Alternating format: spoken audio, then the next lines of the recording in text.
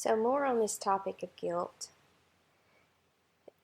The reason the mind uses anything is to get your attention by using a fear that is within you. Now, I know before I get into talking about the mind like it's a monster, which I know that I do a lot, let's look at the higher perspective of what is actually going on with this mind that we're all attached to. If we look at the mind as something that is being used as, say, a personal trainer to help us grow strong in our spiritual growth, in our soul awareness, there is no more perfect trainer than a mind to show you what your fears are and to show you what identities or roles within the game that you are still very, very attached to. When the mind can no longer push that button within you by using guilt or shame or any other tactic that it uses, when it no longer works, you have grown stronger in your soul awareness, more grounded in your soul, and the true purpose of the mind has been served. Now, what the mind offers you constantly is a chance to stand in resistance. If you look at the tidy mind house, inside the tidy mind house where the mind lives is resistance, constant resistance. Outside the tidy mind house, in the space of the spirit and the space of the in-between, is acceptance, is love. Inside the tidy mind house is resistance, fear. Outside the tidy mind house is acceptance, love. Acceptance of everything, acceptance of every identity, of everything, of yourself, of other people, of how everything is, no matter if the mind says it's good or bad. It's just total acceptance, and love is flowing through, and you are in your soul awareness. Now, let's go back to talking about resistance.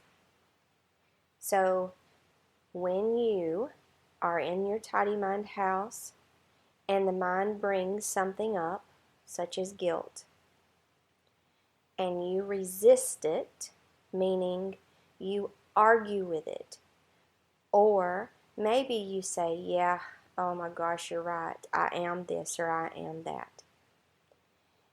The feeling that you're feeling, that tightness, that restrictive feeling, that negative emotion, is coming from, there's part of you deep down that does not want to be that does not want what happened to have happened. You are still in resistance. So at any time, if the mind can get you to fight it, to argue it, to resist what it is saying, then you are still held captive by whatever that emotion is. You are still subject to feeling that emotion. You are trapped in the tidy mind house with your mind when you fight, when you resist. That is why so many spiritual teachers talk about surrender and letting go and making peace with things, because that is how you break free from the control of this mind. So let's go to guilt. Let me tell you something about the mind. The mind lies a lot. Just because the mind says that you are something or that you did something or that this is how it is, does not make it true. The mind also distorts memories. This is a very proven fact about things that have actually happened, and your mind distorts the memory and you see something totally different than what the reality of it was. It really doesn't matter, because the mind is using a memory to create resistance. for you to fight with it, for you to argue with it, for you to analyze, for you to process, whatever it takes to get you to stay inside that tidy mind house with it. Because there it has control and power over you to keep you in fear and to make you act out of fear. And we don't want to act out of fear. When we act out of fear, that's when we create karma. Anything that we've been in fear and we've made an action out of fear, we create karma. We hurt ourselves, we hurt other people, and then that's going to start this karmic wheel in motion where we will be on the receiving end of that, of whatever we did while we were acting out of fear at some point in our life.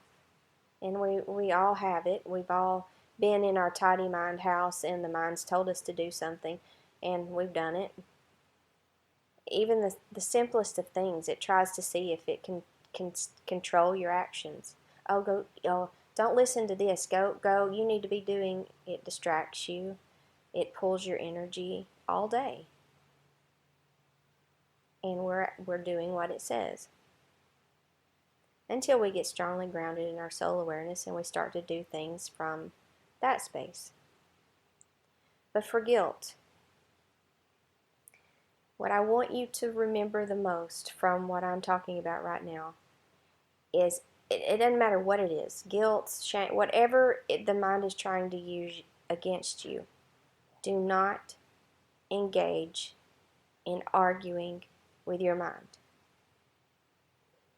You say, okay, if you say so, or okay, I really don't care about that anymore, or okay, it needs you to engage.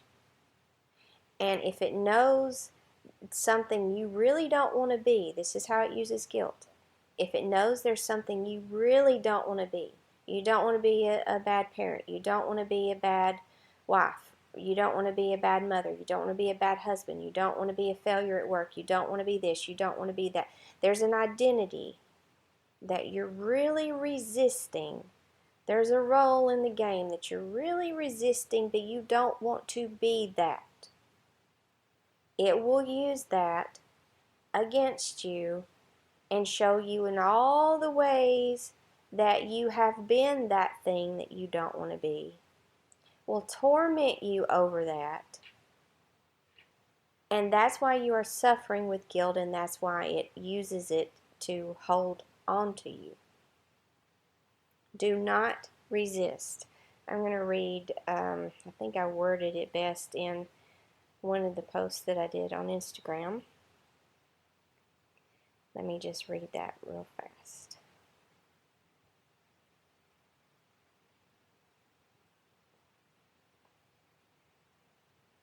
Guilt is given power by your resisting being whatever the mind is saying that you are.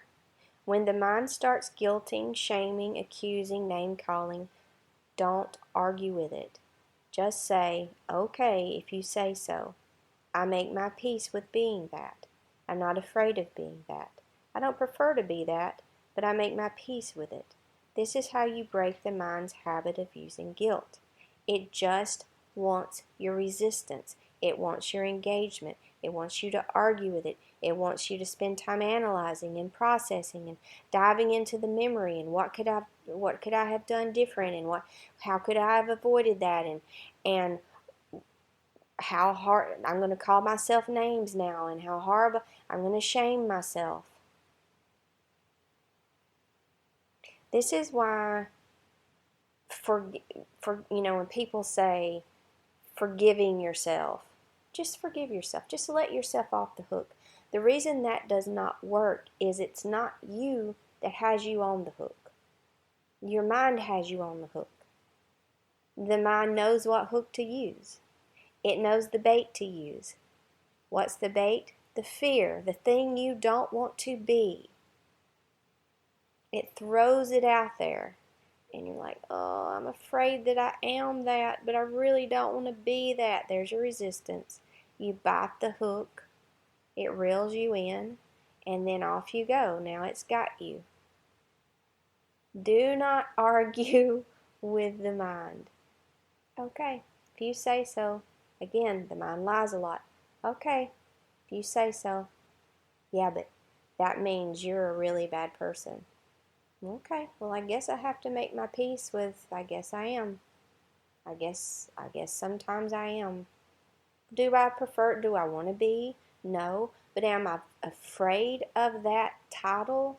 Am I afraid? Do I have an intense fear of people seeing me in that way? Not anymore. I used to, but not since I've made my peace with it. Once you make your peace with all the identities, we all play all the roles. If you're in the game, there is no way possible for you to just play the good roles. Be the good girl, the good person, You're going to play every role. Why? Because you're not playing it by there's other energies out there mixing in with your energy, and they need to see that part of the energy needs this experience and that part of the energy needs that experience. We're all returning back to our soul awareness, back to the truth, back to love, back away from fear, out of resistance. So to win, I hate to use those terms, but to come away from your mind, to not get tangled up with your mind, which means to not get tangled up in suffering. That's what we're trying to stay out of, is the suffering. Do not argue with your mind. Whatever it says. You're this, you're that, you should have done this. Okay, if you say so. All right. Yeah, I really don't care about that. I'm really not concerned about that right now. And notice if that feels like a lie, that's okay. Notice that and realize, oh, I still actually have fear inside of me about being that. The next step would be, okay, well, if I still have fear there, I need to clean that up by making my peace with it, by not being afraid of it, by looking it in the face and saying, you know what, I'll make my peace with that. I make my peace with the fear of others thinking bad of me or looking down on me. I know this is just a game. I know at any moment they can look at me and think whatever they want. I have no control. I could have the best behaviors in the planet. I could kill myself being the best version of me I could possibly be, and some mind could need to see something different, and they're going to see something different. I have no control over what they see about me. My part in this is to be responsible for cleaning up the fear within me, for cleaning up the karma, for not creating any more karma, by not acting out of fear any longer. That's my job. And whatever everybody else is doing, that's what they're doing. I have no control over that. My job is to see the fear within me, to clean that up. Use your Ho'oponopono. I love you. I'm sorry. Please forgive me. Thank you. To see where I have, times I did act out of fear, act out of my fear, and did things that did hurt other people, that did contribute to their suffering. And to say, I did that because I was trapped inside the tiny mind house with my mind, and it was telling me this and telling me that. Well, you acted out of your own fear. Were you intentionally trying to hurt that person? For most of us, the answer is no. We were not. We were scared of something. Therefore, that's why we did the action that we did. Not out of you know, trying to cause harm. But when we act out of fear, well, if I don't treat my kid like this, then my fear is other people will see me as a bad parent, or my kid will turn out bad, and then I'll be embarrassed, whatever the fear is. And so I'm going to do this. Does that make that the best action to take in that moment? Nope, because you're acting out of fear. And we all do it all day, every day. And what you did was you created some karma. Now you're in a loop with that soul. Now you're in a game with that soul. You became a bad guy. Now then, at some point they'll become the bad guy, or someone else will, and you'll have to feel how that felt. Someone else will act out of fear, and you'll be on the receiving end.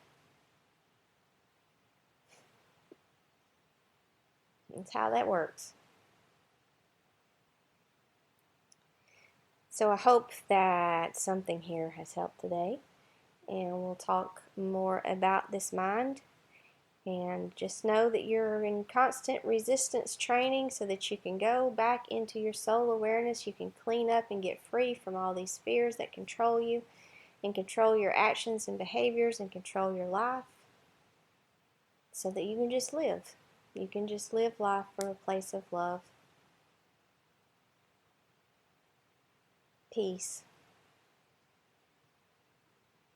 and stillness.